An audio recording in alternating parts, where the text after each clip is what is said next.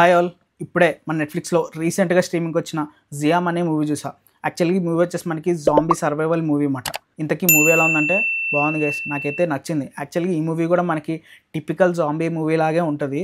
కానీ చిన్న చిన్న 2 ట్విస్టులు ఉంటాయి.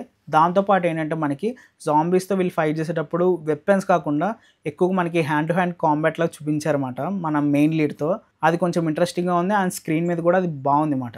సరే, coming to the plot. Plot ఏంటంటే గ్రీన్ హౌస్ గ్యాసెస్ ఎమిషన్ వల్ల మనకి పొల్యూషన్ అనేది చాలా పెరిగిపోయి మన పోలార్ రీజియన్లో ఐస్ అనేది కరిగిపోతుంది అనమాట. అలా ఐస్ కరిగిపోవడం వల్ల అక్కడ ఒక డిఫరెంట్ టైప్ ఆఫ్ బ్యాక్టీరియా అనేది బయటపడుతుంది. ఫిషెస్ కానీ ఇట్లా different type of aquatic animals ఏవైతే ఉన్నాయో వాటికి ఇది ఎఫెక్ట్ అయ్యి అది చంపేస్తుంది అనమాట. ఈ బ్యాక్టీరియా అనేది మన హ్యూమన్స్కి ఎలా అటాక్ అయింది, వాళ్ళు జాంబీస్ కింద ఎలా మారారు, దాని నుంచి మన మెయిన్ క్యారెక్టర్స్ ఎలా తప్పించుకున్నారు ఏంటి అనేది మనకి స్టోరీ అనమాట. కమింగ్ టు పాజిటివ్స్, మూవీలో మనకి పాజిటివ్స్ ఏంటంటే ఫస్ట్ ఆఫ్ ఆల్ ఆ కలర్స్ అండ్ సినిమాటోగ్రఫీ అయితే అదిరిపోయింది అనమాట.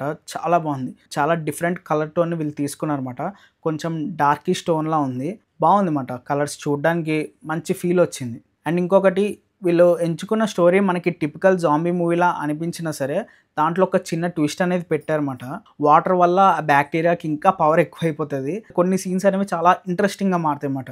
మన మెయిన్ లీడ్తో యాక్షన్ బ్లాక్స్ అనేవి డిజైన్ చేసుకున్నారు. జాంబీస్తో మనోడు ఫైట్ చేస్తారనమాట without weapons. Hand to hand ఫైట్లా ఉంటుంది. ఆ ఫైట్ సీక్వెన్సెస్ అయితే చాలా బాగా డిజైన్ చేసుకున్నారు.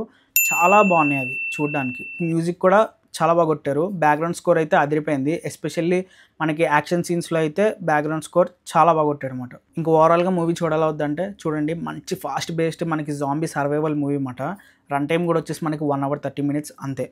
తెలుగులో లేదని నెగ్లెక్ట్ చేయొద్దు. మూవీ అయితే బాగుంది. సరే, మరి నెక్స్ట్ వీడియోలో మళ్ళీ కలుద్దాం. అంతవరకు బాయ్.